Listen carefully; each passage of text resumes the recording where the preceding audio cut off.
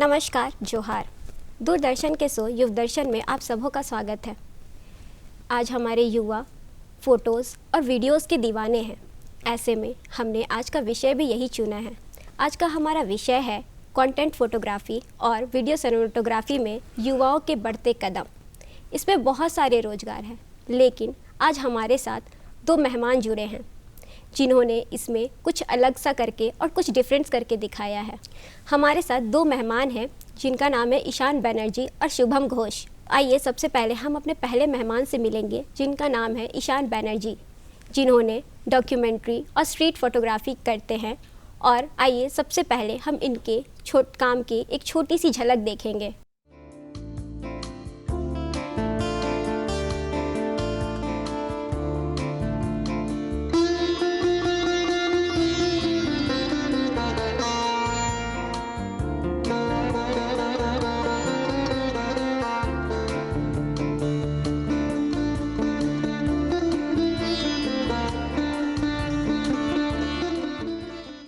ईशान, जैसा कि हमने आपके काम की छोटी सी झलक देखी है, ठीक है, तो आप बताइए कि डॉक्यूमेंट्री स्ट्रीट फोटोग्राफी आखिर होता क्या है? देखिए, स्ट्रीट फोटोग्राफी हर फोटोग्राफर का बिगिनिंग स्टेज को बोला जाता है। कभी भी आप अगर कोई भी कैमरा खरीद रहा है या कोई भी फोटोग्राफी इंडस्ट्री में आ रहा है तो पहले वो स्ट्रीट से ही शुरू करता है, क्योंकि स्ट्रीट फोटोग्राफी मेरे हिसाब से हर तरह के फोटोग्राफी के लिए आपको तैयार करती है। अलग अलग लाइटिंग कंडीशंस के लिए, अलग अलग लोगों से मिलने के लिए, अलग अलग सिचुएशन फेस करने के लिए, तो वो तैयारी होती है। इसी का एक एडवांस वर्जन है डॉक्यूमेंट्री फोटोग्राफी, जिसमें हम लोग रोज़मर्रा के फ़ोटोज़ लेते हैं। ऐसे नहीं जे कोई पर्टिकुलरली कुछ सब्जेक्ट का हो, वो हम लोग के रिसर्च वर्क पे, पर एक तरह से एक रिकॉर्ड रखने का काम करता है डॉक्यूमेंट्री फोटोग्राफर। ईशान ने बताया डॉक्यूमेंट्री फ़ोटोग्राफी क्या होती है। तो चलिए अब हम आपको दूसरे मेहमान से मिलवाते हैं, शुभम घोष, जो वेडिंग फ़ोटोग्राफी करते हैं। वेडिंग फ़ोटोग्राफी तो आम बात होती है, जो रोज़ लोग आम दिन मतलब अपने शादी वगैरह में लोगों को बुलाते हैं और वीडियो शूट कराते हैं, लेकिन शुभम जो है वो उसमें कुछ डिफरेंट करके दिखाते हैं। तो आइए आज हम आपको शुभम घोष से मिलवाते हैं। तो सबसे पहले हम शुभम घोष के काम की कुछ छोटी सी झांकी देखेंगे।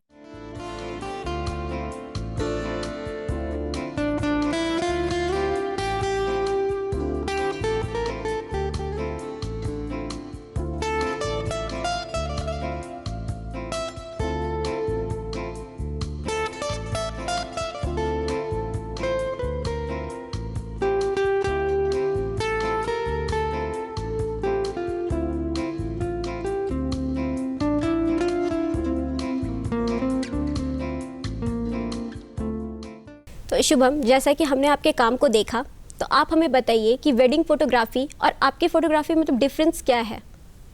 देखिए, वेडिंग फोटोग्राफी एक अपने आप में बहुत इम्पोर्टेंट काम है।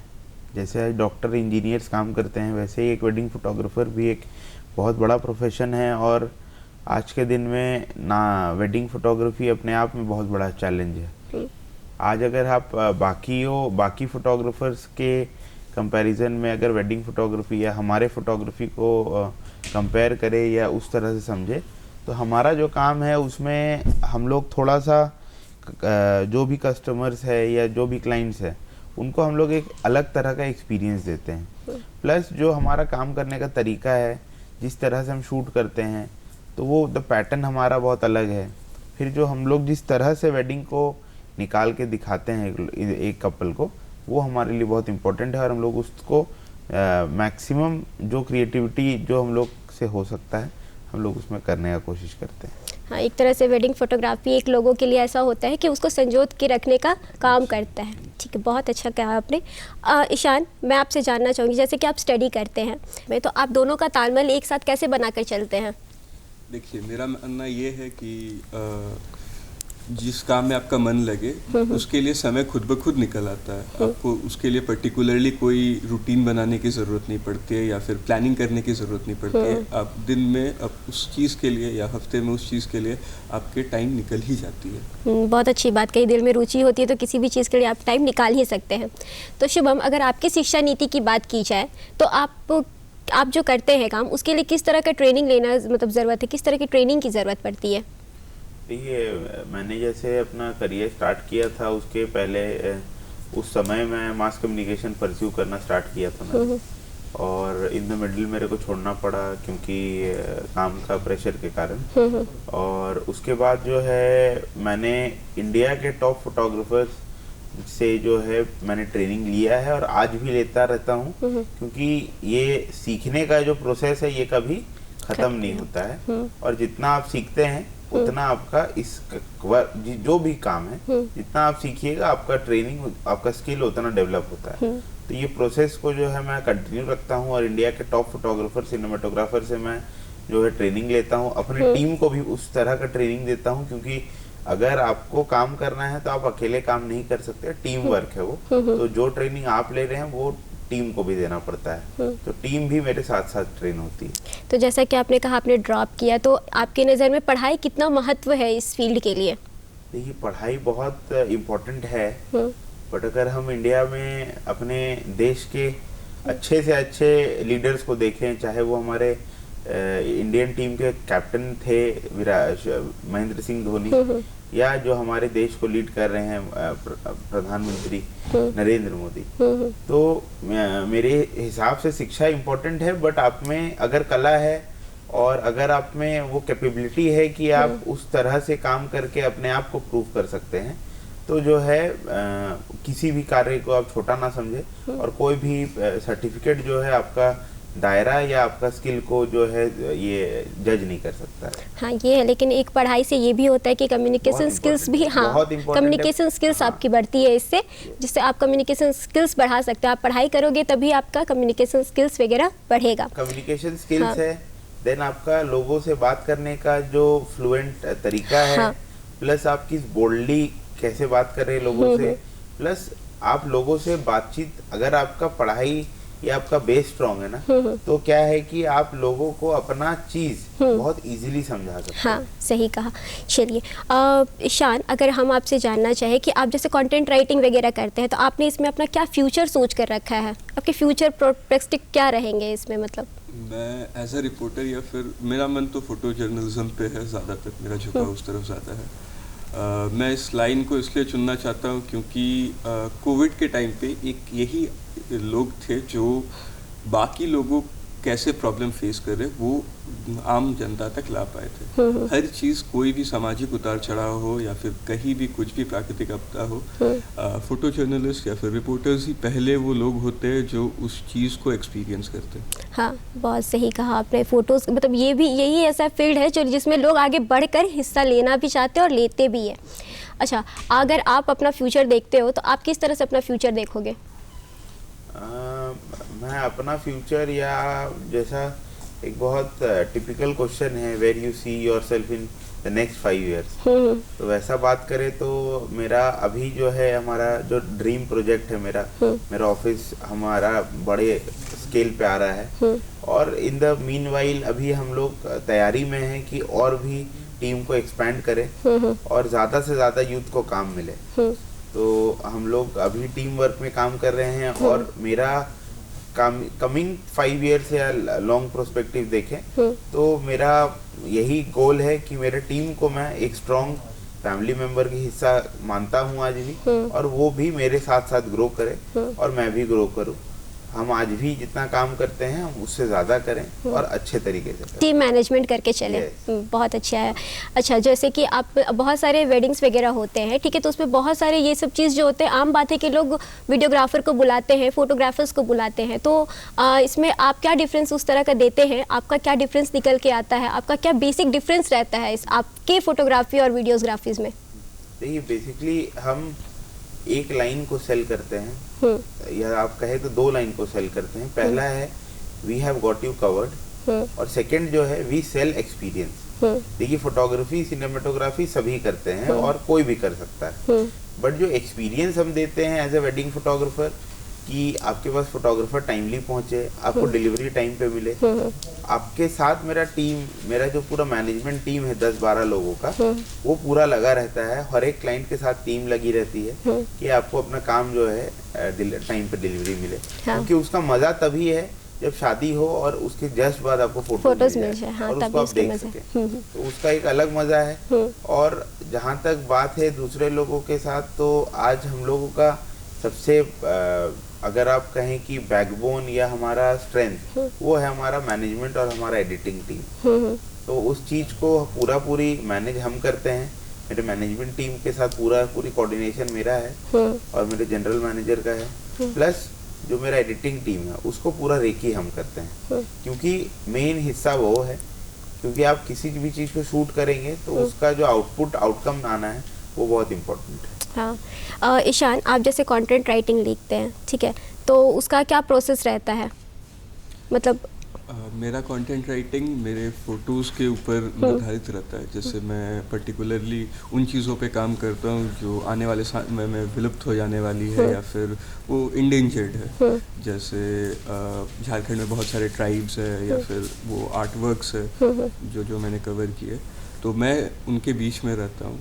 जो मैंने उनके साथ टाइम स्पेंड किया, जो मेरे हिसाब से मैंने जो एक्सपीरियंस किया, मैंने वो सबको लिखता हूँ उसमें, फ़ोटोज़ के प्रोसेस या फिर क्या क्या डिफ़िकल्टीज़ होते हैं उनके और उनके खान पान। बेसिकली फ़ोटोज़ जैसे लिया, फ़ोटोज़ को थोड़ा सा एक्सप्लेन करना, मेरा एक्सपीरियंस, ये सब का एक मिक्सचर रहता है। उसके बाद उसको देखिए, अब आपने जैसे फ़ोटोज़ क्लिक कर लिए, ठीक है, अब उसका कंटेंट तो आपने बना लिया, सारा चीज़ आपने लिख लिया, तो उसको मतलब आगे का उसका प्रोसेस क्या होता है?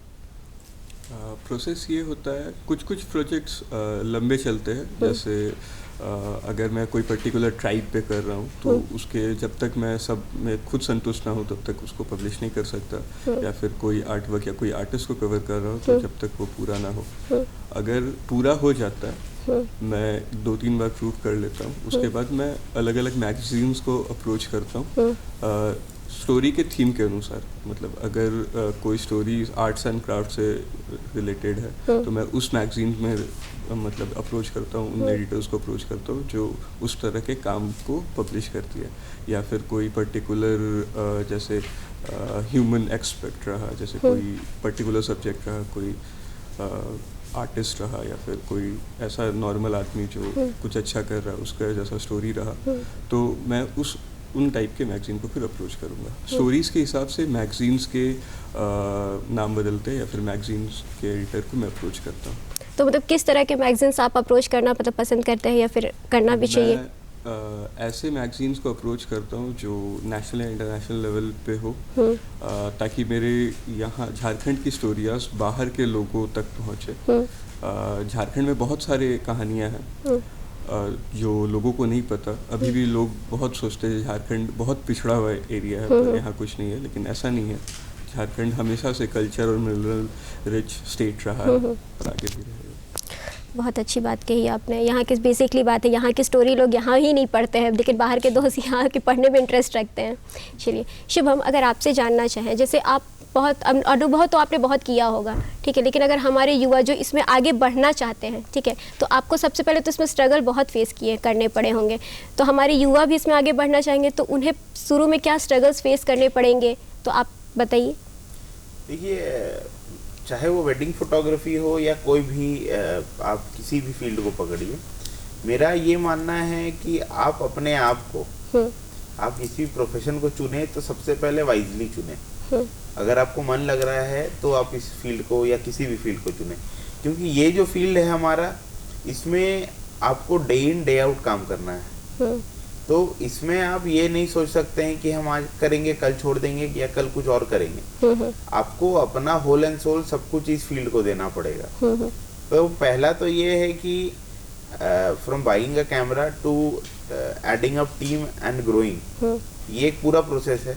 और इस प्रोसेस में जो है आपको अपने आप को और अपने कंपनी को 1000 दिन देना पड़ेगा कम से कम। 1000 दिन आप इस कंपनी को दें या अपने आप को दें, तो आपको दिखेगा कि या तो आप ग्रो करेंगे या तो आप फेल करेंगे। आप फेल करते नहीं हैं, बेसिकली यू लर्न। तो आप झुकिएगा मत। और मेरा ये मानना है कि आप अगर किसी भी काम को करें तो उसमें अपना 110% दें, क्योंकि आप अगर इस फील्ड में हैं तो आप लोगों के इमोशंस के साथ काम कर रहे हैं। तो आप इमोशंस के साथ कभी भी खिलवाड़ नहीं कर सकते हैं। तो आपको ये समझना होगा कि आप अगर किसी का शादी कर रहे हैं तो कवर कर रहे हैं या काम कर रहे हैं, तो मेरा ये मानना है कि हम अगर किसी के घर में शादी कर रहे हैं तो हम उनके घर के मेंबर हैं, और या तो वो मेरी बहन है या तो मेरा भाई है, उस तरह से वो काम होता है। तो अगर आप उस प्रोस्पेक्टिव में देखें कि ये हमारे घर का शादी है, तो आप कभी भी काम को जो है लाइटली नहीं लेंगे और उसमें पूरी अपना एफर्ट डालेंगे कि उस काम को 100% बढ़िया निकाला जाए। तो ये बहुत इम्पोर्टेंट है। और आप अपने आप को इस फील्ड में अगर लाना है तो आपको अच्छे कैमरा के साथ ऐसा नहीं है कि शुरू करना है, आप एक मॉडरेट सा कैमरा लेके फ्रीलांसर्स के साथ काम कर सकते हैं। बट यस, इसमें सबसे इम्पोर्टेंट पहलू मैंने पहले ही बोला था, अभी बोल रहा हूँ, एडिटिंग और पोस्ट प्रोसेसिंग और डिलीवरी, ये सबसे इम्पोर्टेंट है जिसमें लोग फंसते हैं। और मैंने आज अपने करियर में बहुत दिन से मैं हूँ और मैं देख रहा हूँ कि लोग वहीं पे फंसते हैं और वहाँ पे ही जो है क्लाइंट्स को भी सफ़र करना पड़ता है। चलिए ईशान, अगर आपसे जानना चाहे कि स्ट्रगल्स क्या किस तरह से लोग फेस कर सकते हैं इसमें? देखिए, सबसे पहला स्ट्रगल जो मतलब इस लाइन में फेस करते हैं, अभी के यूथ बहुत ज़्यादा ट्रेंड के पीछे भागते हैं, तो उसके कारण जो मेन स्टोरीज होता है, जो अनटोल्ड स्टोरी होता है, उन पे कोई ध्यान नहीं देता है। जो ट्रेंड चल रहा है उस पर कर रहे हैं। और अगर एक कहावत है जो आपका स्टोरी आपसे बेहतर कोई नहीं बता सकता, अगर इस चीज़ को फॉलो करें तो स्ट्रगल कम होगा। अब बाकी रहा मॉडरेट, तो झारखंड में जैसे अलग अलग भाषाएं बोली जाती है, तो सबसे पहले तो लैंग्वेज बैरियर होता है, फिर अलग अलग लोग से मिलना होता है। कहीं अगर जैसे शुभम भैया ने कहा जो मतलब डे एंड नाइट काम करना पड़ता है, तो ऐसे। लेकिन इस प्रोफेशन की, मेरी इस लाइन की यही खासियत है कि आप पता नहीं आप कहाँ रहोगे, किस ग्रुप के साथ रहोगे, अलग अलग चीज़ों को एक्सपीरियंस करोगे। तो यही एक मतलब आप स्ट्रगल बोलिए या मतलब लोगों को, हाँ जो भी है, मतलब कम्युनिकेशंस, कहीं जाते हो तो कम्युनिकेशन स्किल्स में प्रॉब्लम हो सकता है। चलिए बहुत अच्छा, जैसा कि हमने आपका काम को देखा, तो आप अपने फ़ोटोज़ की कुछ विशेषता बतला सकते हैं? विशेषता मैं मतलब in general black and white photography करता हूँ। अगर कहीं कलर हुआ तो मतलब मोस्टली मेरा काम ब्लैक एंड वाइट में रहता है। बीइंग एन आर्टिस्ट मैं थोड़ा सेल्फिश हूँ, मैं चाहता हूँ मेरे जब मेरे फोटोज़ लोग देखें तो मेरे पर्सपेक्टिव से देखें, मैं जो दिखाना चाहता हूँ वो देखें। कहीं ना कहीं अभी जो मॉडर्न डे सिनेरियो है, लोग रंगों में बहुत कुछ खोजने लगते हैं, तो मैं उस चीज़ को ओवरकम करने के लिए या फिर उस चीज़ से बचने के लिए मैं ब्लैक एंड वाइट खींचता हूँ, ताकि आप मेरे फ़ोटोज़ के स्टोरीज़ को देखें, ना कि उसको कलर्स में आप डाइवर्ट हो जाए। हाँ, मतलब ऐसा है कि मतलब लोगों को किसी तरह से मैसेज गलत ना पहुँचे, एक अच्छा मैसेज पहुँचे, नेचुरली मैसेज पहुँचे लोगों को। बहुत अच्छा। शुभम, मान लीजिए अगर हमारे कुछ युवा इस फील्ड में आगे बढ़ना चाहे, तो आप अपने अनुभव से उन्हें कुछ टिप्स देना अगर चाहें तो? इसमें अगर किसी भी युवा को आना है तो पहला जो जैसा इसने बताया, तो मैं बोलूँगा जैसा ईशान ने बताया, तो मैं इसमें एक चीज़ जोड़ना और चाहूँगा। जैसे ईशान ने बोला कि ये ब्लैक एंड वाइट खींचता है और इसके जो ऑडियंस है वो इसके पर्सपेक्टिव से देखें, बट हमारे जो क्लाइंटल हैं और हमारे जो ऑडियंस है या हमारे जो क्लाइंट्स हैं, हमें उनके पर्सपेक्टिव से शूट करना पड़ता है। तो हमारा दोनों का फील्ड अलग है और हमारा दोनों का जो ऑडियंस है वो भी अलग है। तो आज हमें जो है अपने क्लाइंट्स के हिसाब से, उनके इमोशंस के हिसाब से, उनके रिक्वायरमेंट के हिसाब से शूट करना पड़ता है। तो हम अपने आप में अपना तो है ही, प्लस जो है क्लाइंट्स के हिसाब से खींचते हैं। इस पे जो अगर आए कि अपने यूथ को अगर हम ये दें कि किस तरह से इस पे आना है, तो इसके लिए जैसे मैंने कहा कि आप शुरुआती दौर में या आगे भी ऑन ए लॉन्ग रन आप अच्छे किसी कंपनी में जो है फोटोग्राफी के वेडिंग देखिए, वेडिंग फोटोग्राफी में कंसिस्टेंसी ही है जो आपको सक्सेस दे सकता है। तो अगर हम कहें कि कैसे आना है, तो अच्छे किसी फोटोग्राफर के साथ फ्रीलांसिंग करें और उनके साथ अगर आप लॉन्ग रन में भी जुड़ते हैं तो आप अच्छा पैसा अर्न कर सकते हैं फॉर अ लिविंग। और उनको अगर आप समय दें और अपना होल एंड सोल अगर उनको दे कि कैसे करके हमें ये करना है कि वो एक फील्ड में है और उस काम को वो उसके साथ मिलके कर रहे हैं, तो किसी कंपनी का सक्सेस जो है उसका ओनर या उसका मैनेजर से नहीं होता है, जो टीम मेंबर्स काम कर रहे हैं उनके इससे होता है। तो वो बहुत इम्पोर्टेंट है कि कैसे हम लोग सबको ही एज ए टीम काम करें, और यूथ को जो है आगे आना होगा इस फील्ड में अगर उन्हें काम करना है। और वो मेरे यहाँ भी बहुत हमारे पास भी बहुत बार होता है ऐसा कि ओपनिंग्स रहता है, और प्लस किसी भी यहाँ हो दिल्ली बॉम्बे, आज मेरा मानना है कि झारखंड में ही इतना रिसोर्सेज और इतना काम है कि आपको दिल्ली बॉम्बे जाने का ज़रूरत नहीं है। आने वाले 5 साल में या 10 साल में अगर झारखंड में हम देखें तो झारखंड में अगर कोई जो है IT कंपनीज आती हैं, या जिस तरह का भी इंफ्रास्ट्रक्चर का काम चल रहा है कि outer ring road, inner ring road and flyovers with in the city, elevated flyover, और ये न्यू टाउन आ रहा है। तो जिस तरह का प्लानिंग है, आने वाला समय में रांची जो है दिल्ली बॉम्बे से कम नहीं रहेगा, और जो है आपको कहीं बाहर जाने की ज़रूरत नहीं। आप यहीं पे अगर अपना जॉब सर्च करें तो आप अपने होम टाउन में भी रह सकते हैं। The cost of living over here is less than Delhi Bombay, तो आप यहाँ पे पैसा भी सेव कर सकते हैं, कम अर्निंग में अच्छा लाइफस्टाइल जी सकते हैं। ईशान, अगर आपसे जानना चाहे कि आप अगर कुछ टिप्स देना चाहे तो? जैसा कि मैंने पहले भी कहा, ट्रेंड के पीछे ना भागे, अपने स्टोरीज को, हर किसी की स्टोरी यूनिक होती है, हर किसी का मतलब स्ट्रगल अलग होता है, या फिर हर किसी के देखने का नज़रिया अलग होता है। तो उन चीज़ों पे काम करें जो ज़रूरी है पर लोग नहीं जानते उनके बारे में, ताकि वो सब ख़त्म भी ना हो और आपकी मतलब एक रिकॉर्ड रहे उस चीज़ का कि कभी हुआ करता था। तो अगर आपकी अर्निंग की बात की जाए, ठीक है, तो आप एक मैगजीन्स पे मतलब एक मैगजीन्स में अगर आपके फ़ोटोज़ छपते हैं या फिर जो भी है, तो आप इसको कितना मतलब आप कर लेते हैं अर्निंग? देखिए, इस लाइन में 2 तरह से अर्निंग होती है। पहला, आप साल में कुछ ग्रांट्स निकलते हैं मैगजीन के, या फिर कैसे बड़े बड़े इंस्टीट्यूट्स के ग्रांट निकलते, तो आप उसको अप्रोच कर सकते हैं। वो एज अ कंपटीशन जैसा होता है, पर लेकिन वो साल में एक लिमिटेड पीरियड के लिए होता है। एक दूसरा तरीका ये होता है कि आप पहले अपना हिसाब से जो काम कर, आपको जो टॉपिक पसंद है, आपको जो चीज़ पसंद है, आप उस पर काम किए, फिर आप अलग अलग मैगजीन्स को अप्रोच किए, तो वो पर आर्टिकल के बेसिस आपको मतलब पैसे देते हैं। ठीक। शुभम, अगर आपसे अर्निंग की बात जाए तो अगर एक वीडियोग्राफी अगर आप करते हैं, एक वेडिंग शूट करते हैं, तो आप मतलब कितना अर्न कर लेते हैं?